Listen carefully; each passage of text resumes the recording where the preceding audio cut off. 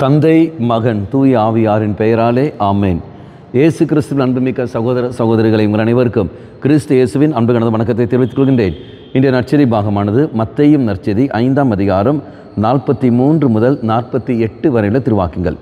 குறிப்பாக 45வது வாக்கியம்: இப்படி செய்வதால் நீங்கள் உங்கள் விண்ணக தந்தையின் மக்கள் ஆவீர்கள். ஏனெனில் அவர் நல்லோர் மேலும் தீயோர் மேலும் தம் கதிரவனை உதித்தெழ செய்கிறார். நேர்மை உள்ளோர் மேலும் நேர்மையற்றோர் மேலும் மழை பெய்ய செய்கின்றார். நான் பார்க்கின்றோம், தெய்வம் எவ்வாறு எந்த ஒரு வித்தியாசம் இல்லாமல் எல்லோரையும் அன்பு செய்கிறாரோ அதே மாதிரி நீங்களும் நானும் எல்லோரையும் அன்பு செய்ய வேண்டும். வெறுப்பு வைராக்கியம் எதுவும் வைக்காமல், நமக்கு பிடித்தவரிடத்தில் மட்டுமே பழகாமல், இதோ நம்மை காயப்படுத்தியவர்களையும் மன்னித்து அன்பு செய்து வாழ வேண்டும். இதுதான் தெய்வம் நமக்கு சொல்கின்றார்.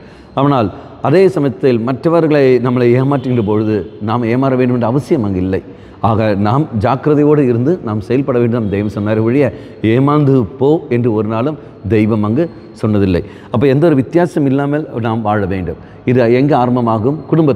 குடும்பத்திலே நாம் பார்க்கணும். ஆண்கள் இப்படி தான் வாழ வேண்டும், பெண்கள் இப்படி தான் இருக்க வேண்டும், பையன் இப்படி தான் போக வேண்டும், பிள்ளை இப்படி தான் போக வேண்டும் என்று சொல்லிக்கொண்டு குடும்பத்தில் நாம் வித்தியாசத்தோடு நாம் வளர்த்தி கொண்டு வருகிறோம் என்றால் அவர்களுக்குள்ள அந்த உரிமையை நாம் பறித்து விடுகின்றோம், அவர்களை அடிமைப்படுத்தி விடுகின்றோம். கத்தோலிக்க திருச்சபை சொல்லி தரத்தை நமக்கு எல்லாம் தெரியும். மனிதனுக்கு அந்த சுதந்திரம் நாம் கொடுக்க வேண்டும். அதே சமயத்தில் பொறுப்புணர்வையும் நாம் கற்றுக் கொடுக்க வேண்டும்.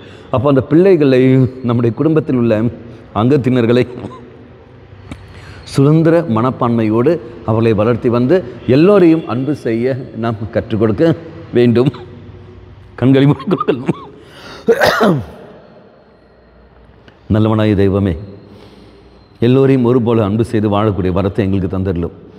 எந்த ஒரு வித்தியாசம் பார்க்காமல், வெறுப்பு வைராக்கியம் வாய்க்காமல், என்னை அன்பு செய்வர்களை மட்டுமே அன்பு செய்து வாழக்கூடிய அந்த நிலையை விட்டு கொண்டு எல்லோரையும் ஒருபோல பார்க்கக்கூடிய வரத்தை தந்துடலும்.